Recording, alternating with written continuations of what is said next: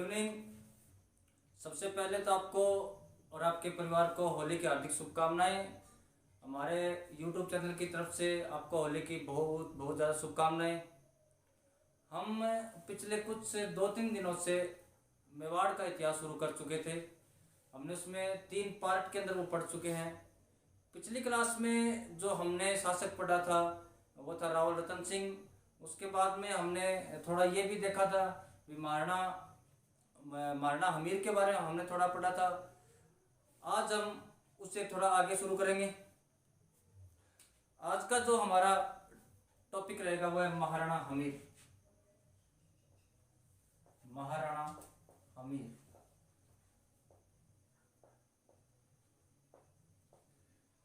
महाराणा हमीर का जो शासनकाल है वो 1326 से 1364, 1326 से लेकर 1364।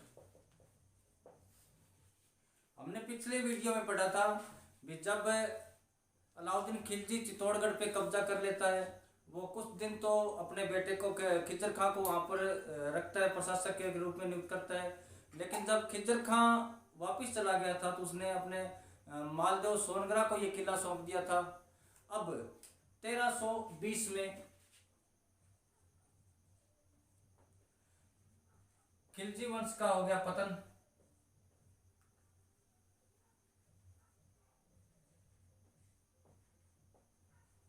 खिलजी वंश का पतन हो गया।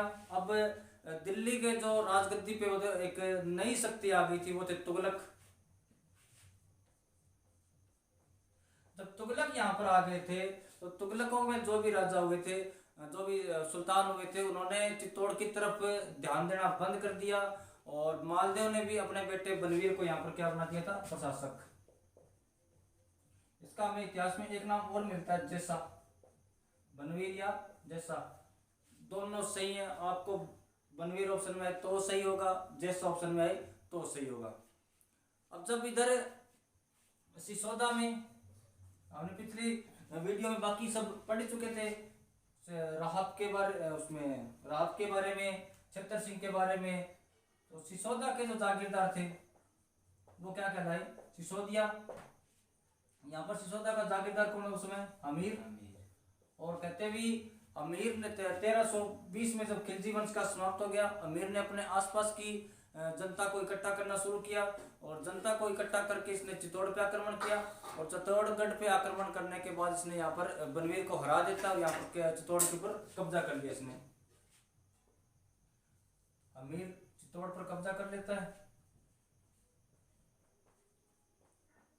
अब पहले हमने पढ़ा भी गुहिलों की जो भी राजा महाराजा बनते थे उनमें एक टाइटल लगता था रावल। लेकिन महाराणा हमीर के आगे टाइटल लगा है राणा, महाराणा। अब तो ये डिसाइड हो गया कि महाराणा हमीर के बाद जो भी राजा बनेंगे वो अपना टाइटल क्या लगाएंगे, राणा या महाराणा। राणा या महाराणा क्यों लगाते थे, क्योंकि हमने पढ़ा, क्योंकि जो भी सिसोदा का जागीरदार था वो अपनी उपाधि लगाते थे राणा। और चित्तौड़ में जो रावल शाखा थी, हमने पढ़ा भी पिछले वीडियो के अंदर, रतन सिंह अंतिम रावल शासक थे। रावल शाखा का अंतिम शासक कौन था, अपने रतन सिंह जी थे। अब आगे इसके बाद दिल्ली के अंदर सुल्तान है मोहम्मद बिन तुगलक। जाहिर सी बात है, दिल्ली का सुल्तान है वो राजस्थान पे जरूर अटैक करेगा। तो तुगलक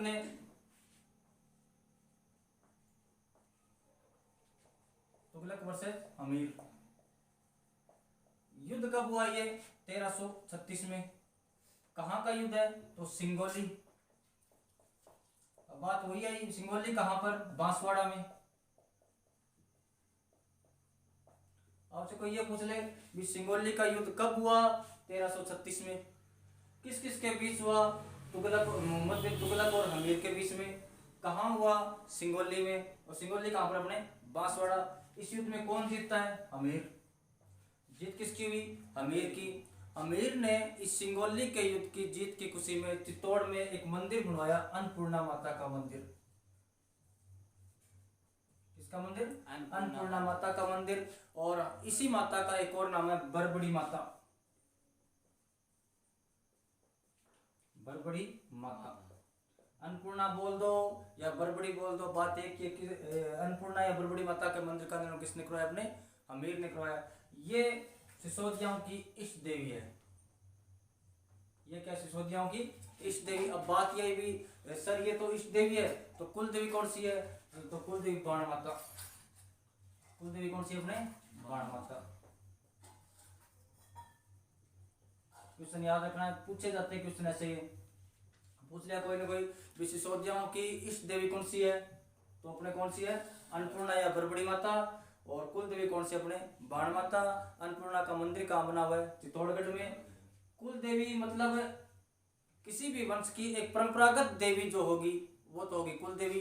अगर उन्हीं वंश में कोई एक व्यक्ति निकलकर अलग रहने लग जाए और वहां की उस क्षेत्र की लोकल देवी की पूजा करने लग जाए, उसे बोलते हैं अपने इष्ट देवी। ठीक है। अब इतना बड़ा राजा हुआ है तो कुछ ना कुछ इसकी उपाधियां मिलेगी। अब हमने पीछे पढ़ा भी, अलाउद्दीन खिलजी चित्तौड़ पे कब्जा कर लेता है, और चित्तौड़ पे कब्जा करने का उसने बर्बाद ही कर दिया चित्तौड़गढ़ को। तो अब वापिस हमीर चित्तौड़ पे कब्जा करता है। चित्तौड़ पे कब्जा करने के बाद इसे कहते हैं, इसे हम कह सकते हैं ये मेवाड़ का उद्धारक है। तो इसकी पहली उपाधि मिलती है हमें मेवाड़ का उद्धारक। मेवाड़ का उद्धारक। मेवाड़ का उद्धारक। एक हम आगे राजा पढ़ेंगे महाराणा कुंभा। महाराणा कुंभा ने एक प्रशस्ति लिखवाई थी, कुंभलगढ़ प्रशस्ति। उस प्रशस्ति के अंदर महाराणा हमीर को विषम घाटी पंचानन कहा गया है। विषम घाटी पंचानन किसमें कहा गया है? तो अपने कुंभलगढ़ प्रशस्ति में। कुंभलगढ़ प्रशस्ति में क्या कहा गया है? विषम घाटी पंचानन। विषम का मतलब होता है कठिन, घाटी का मतलब होता है युद्ध, और पंचानन मतलब शेर। कठिन युद्ध में शेर की तरह लड़ने वाला, कठिन युद्ध में शेर की तरह लड़ने वाला। तो इसकी उपाधि क्या होगी? विषम घाटी पंचानन। एक अपने राजस्थान के इतिहास को सबसे पहले अगर कंक्लूड किसी ने करने की कोशिश की तो किसने? कर्नल जेम्स टोड ने। टोड ने हमीर को कहा है प्रबल हिंदू। टोड ने क्या कहा? प्रबल हिंदू। अभी पूछ ले भी महाराणा हमीर को प्रबल हिंदू कहने वाला कौन था? टोड। या फिर ये पूछ ले भी टोड ने महाराणा हमीर को क्या कहा है? प्रबल हिंदू। प्रबल हिंदू किसने कहा? ये टोड ने।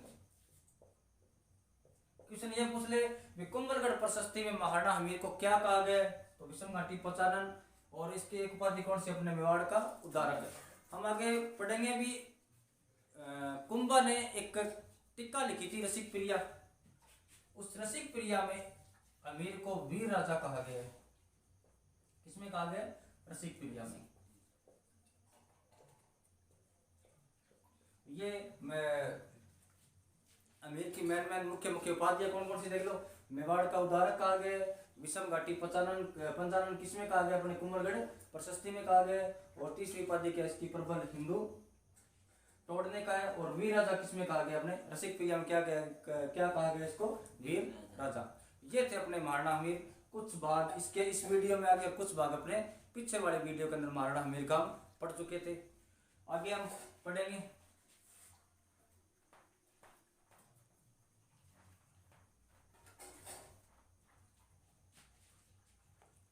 हमारा जो अगला राजा है महाराणा लाखा। महाराणा लाखा, इसका एक नाम और मिलता है लक्ष्य सिंह।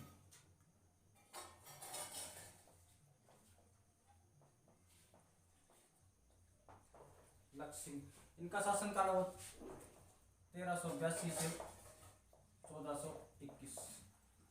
1382 से लेकर 1421। अब लाखा के शासनकाल में क्या क्या हुआ था? तो लाखा के शासनकाल में सबसे पहले हम पढ़ते हैं यहाँ पर जावर के बारे में। लाखा के टाइम में जावर जगह पड़ती है अपने उदयपुर में। उदयपुर में यहाँ पर चांदी मिलनी शुरू हो गई थी। क्या मिलनी शुरू हो गई थी? चांदी, मिनरल्स मिलने शुरू हो गए थे। होता तो ये भी निकलता तो शीशा और जस्ता है, लेकिन उस शीशे और जस्ते के साथ कुछ अंश किसका निकलता है? चांदी का निकलता है। तो लाखा की पहली उपलब्धि क्या है? लाखा के समय क्या निकलनी शुरू हो गई यहाँ पर? जावर के अंदर चांदी। अब आपसे ये पूछ ले कि मेवाड़ के किस महाराणा के समय जावर में चांदी मिलनी शुरू हो गई थी? लाखा। किसके समय शुरू हो गई थी? लाखा के टाइम। दूसरा और क्या बात है? अब लाखा के टाइम में ही पिछोला झील का निर्माण हुआ।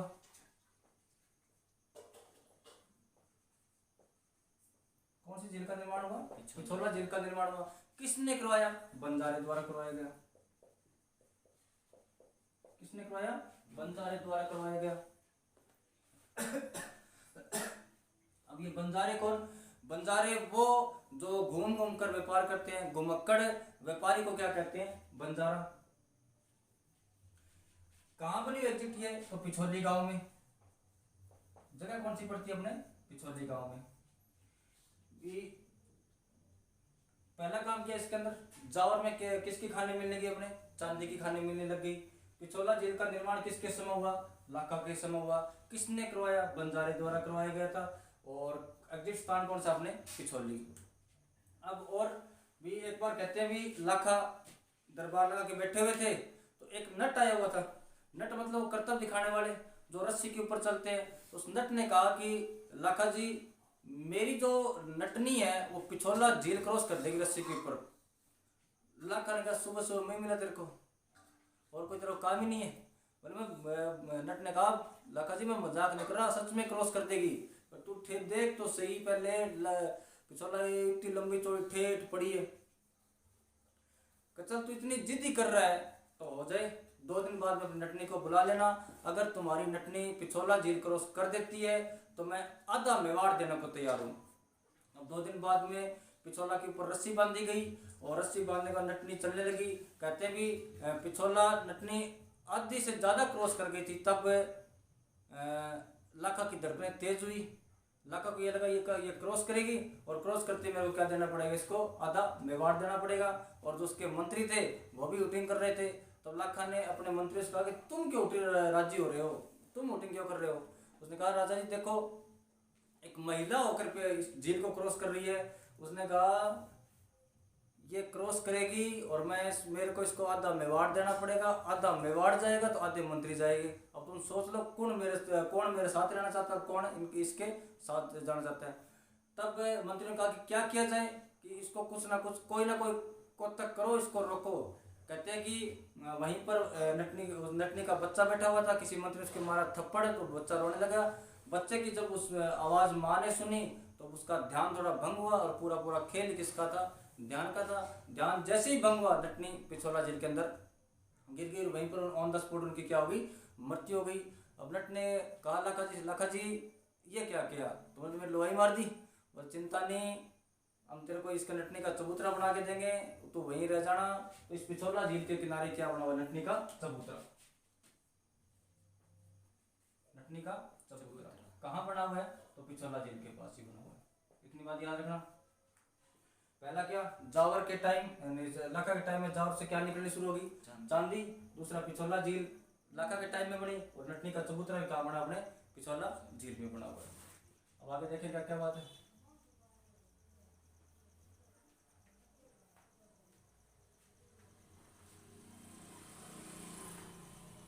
अब आगे पढ़ते हैं हम कुंभहाड़ा।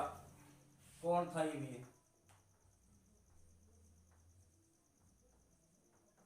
कुंभहाड़ा कहते हैं लाखा जी बूंदी शादी करके आए थे खाड़ी रानी से, अपने कोटा बूंदी वाला बेल्ट इसे बोलते हैं हाड़ोती है। और यहाँ पर बूंदी के अंदर चौहान राज्य था, चौहानों का शासन था।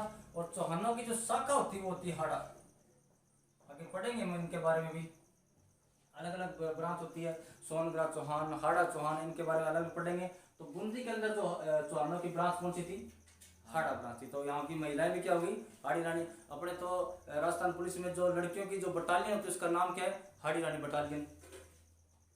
अब जब लाखा यहाँ पर शादी करके आ गए, कहते भी शादी के 1-2 दिन बाद में कुंभा जी और हाड़ी रानी जी खाना खा रहे थे। तो लाखा जी और ये हाड़ी रानी खाना खा रहे थे।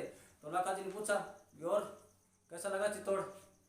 तो हाड़ी रानी कहा ठीक है, कुल मिला के ठीक ही है। लाखा ने कहा तू उधर गई थी पद्मिनी वाले महलों की तरफ, रतन सिंह जी वाला महलों की तरफ? बोले हाँ घूम के आ गई। कैसा लगा? बोले ठीक ही है, हमारा बूंदी सुंदर है। बोले इतना बड़ा दुर्ग, राजस्थान का सबसे बड़ा दुर्ग, फिर भी तेरे को ये बूंदी इतना सुंदर क्यों?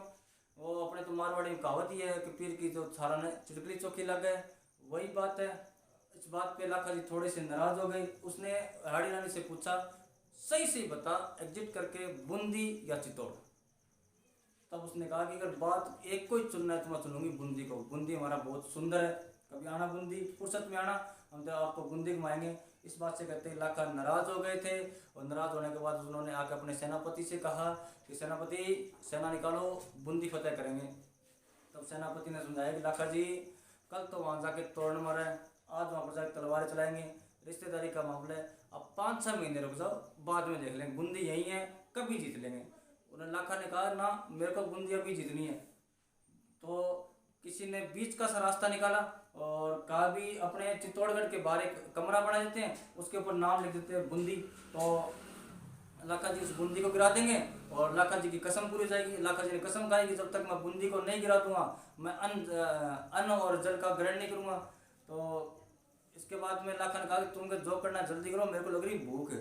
तो कह रहे चित्तौड़गढ़ के बाहर एक कमरा बनाया गया और कमरे के ऊपर नाम लिखा गया बूंदी और पूरा युद्ध जैसा माहौल सजाया गया और चतुर्मुनि सेना के साथ लाखा बूंदी के ऊपर आक्रमण करने जा रहे थे।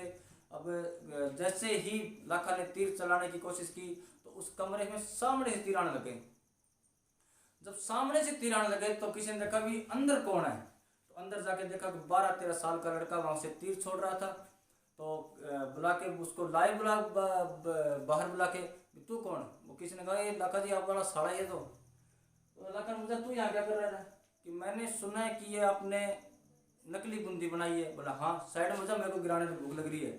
कि आप इसको गिरा के अपनी कोई कसम वगैरह पूरी करना चाहते हो? बोला हाँ सही सुना है। बोले बूंदी चाहे नकली हो चाहे असली, जब तक एक एक हाड़ा जिंदा है बूंदी नहीं गिरेगी। तब लाखा ने उसकी बहन से कहा समझाए इसको, टॉफी टाफी देना, इसको अलग कर, नहीं तो फालतू का मारा जाएगा ये बिना मतलब का यहीं पर। लेकिन वो नहीं माना, वो युद्ध करता है लाखा से और लाखा से युद्ध करके क्या हो गया, यहाँ पर शहीद हो गया। अब क्वेश्चन ये पूछा गया आरपीसी के अंदर कि नकली बूंदी की रक्षा करते हुए कौन शहीद हो गए थे? अपने कौन हो गए थे? कुंभा। अपने तो राजस्थानी में खूब सारे दोही हैं कि नकली गढ़ दिदो नहीं बिना घोर गमसान, नकली गढ़ दिदो नहीं बिना घोर गमसान, सिर टूटा बिन किम फिरे असली गढ़ पर आन। जब राजस्थान का नाम आता तो अपने आप में ही त्याग, बलिदान, वीरता जैसे शब्द आने शुरू हो जाते हैं। ये शब्द ऐसे ही नहीं मिले, हमारे बड़कों ने, हमारे बुजुर्गों ने इस भूमि को सुरक्षित रखने के लिए से अपने गर्दन तक कटवा दी थी, अपने प्राणों की भी परवाह नहीं की थी। आप ये बात देखिए, एक 12-13 साल का लड़का इसलिए अड़ जाता है कि उसके गढ़ को नकली बनाया गया था। उसने ये सोच लिया था भी मेरा घर चाहे असली हो चाहे नकली हो, लेकिन दुश्मन हमारे पे आक्रमण नहीं कर सकता। तो ये कुंभाहाड़ा के बारे में थोड़ी सी बात थी। और आगे जब अब हम आगे बढ़ेंगे हंसाबाई के बारे में।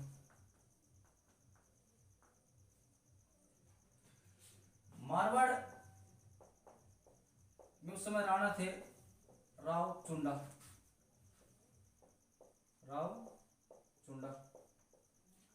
और लाखा के बड़े बेटे का नाम था चुंडा।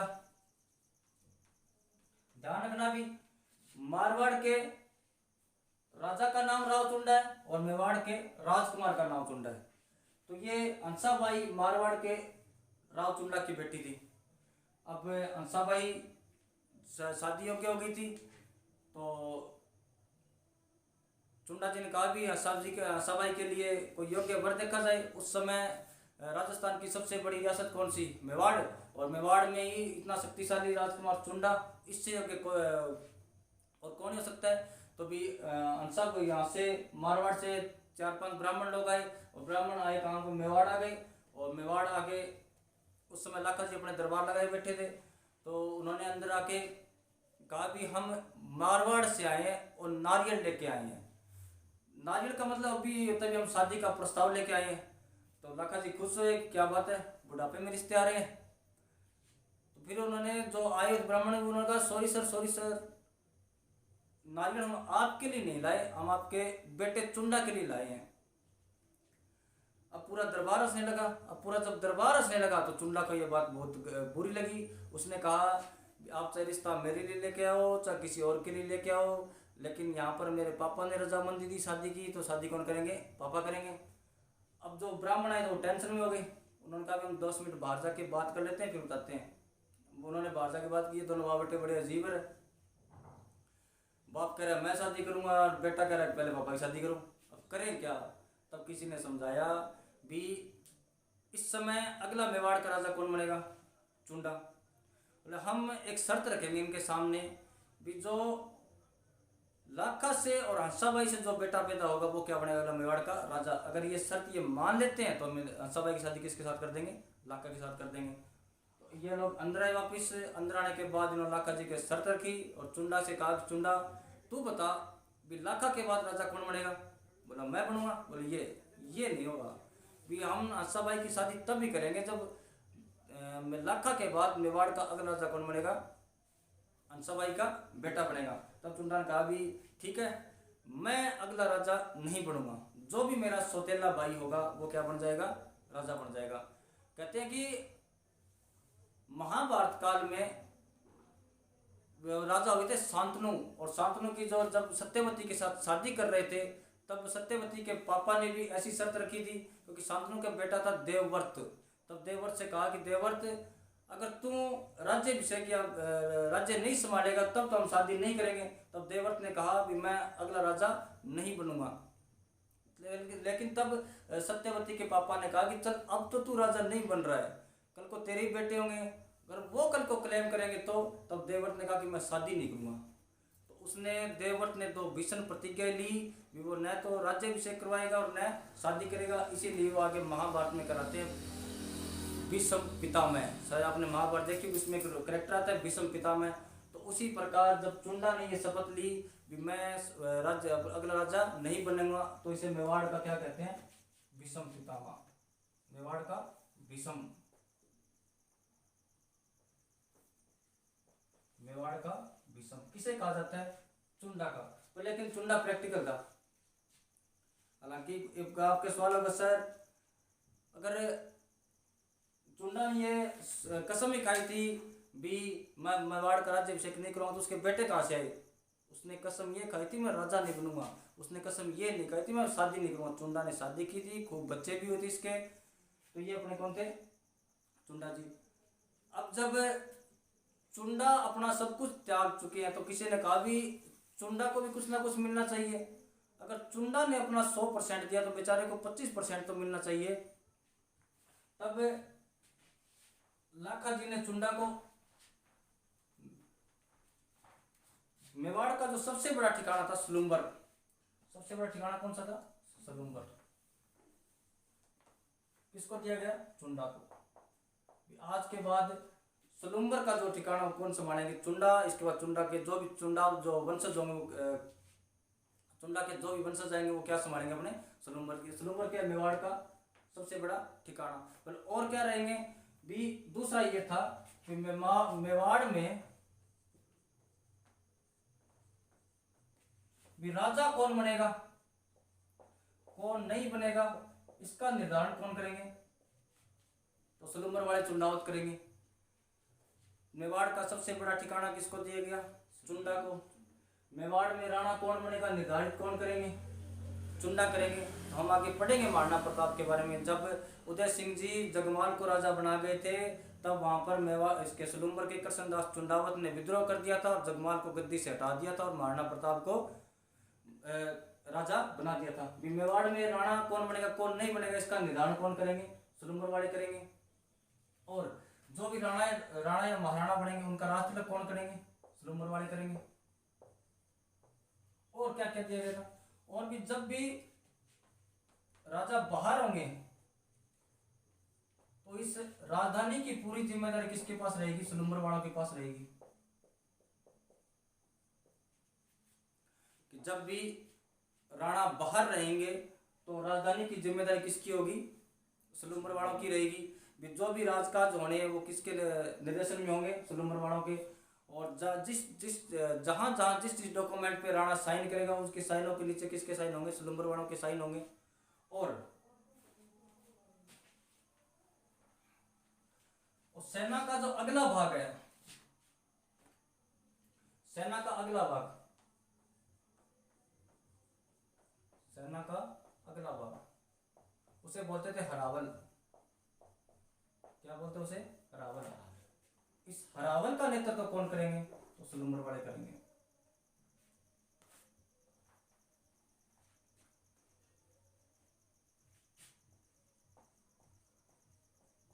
रावल का नेतृत्व कौन करेंगे, चुंडावत करेंगे।